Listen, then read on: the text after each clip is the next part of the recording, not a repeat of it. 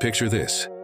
On a perfectly ordinary Tuesday afternoon, I found myself having a rather unusual conversation with my coffee mug. Now, before you question my sanity, let me explain. I'd been up since 4 a.m. working on a deadline, and somewhere between my 7th cup of coffee and my 3rd existential crisis, something extraordinary happened.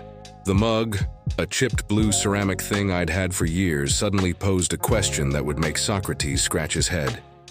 Why do you humans always fill me up, only to empty me again? What's the point of this endless cycle? I blinked hard, wondering if the caffeine had finally broken my brain. But then I thought, well, if I'm going to hallucinate, I might as well have a philosophical discussion with my kitchenware. That's just how life works, I replied, feeling slightly ridiculous. We fill things up, we empty them out. Like how we fill our days with activities, our minds with knowledge, our hearts with love. The mug seemed to smirk. If mugs could smirk. But isn't it exhausting, always needing to be filled? Always ending up empty? And you know what? That chipped little philosopher had a point. We're constantly trying to fill our lives with something.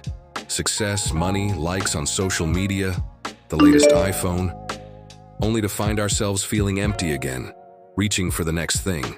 Maybe, I said, surprising myself with this burst of wisdom. The beauty isn't in being full or empty. It's in the fact that we can be both, like you, my caffeinated friend. You're most useful when you're cycling between states, empty enough to receive, full enough to give. The mug sat there silently judging me. Or maybe it was just being a mug again. But that conversation, real or caffeine-induced, stuck with me. Here's the thing, we're all like that coffee mug. Sometimes we're full to the brim with joy, ideas, or energy.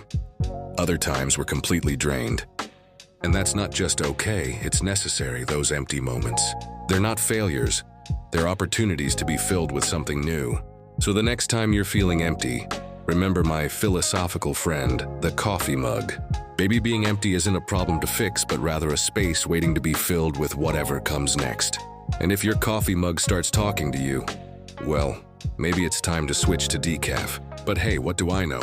I'm just someone who had a deep conversation with a coffee mug on a Tuesday afternoon. Though I have to say, as far as hallucinations go, it was pretty insightful.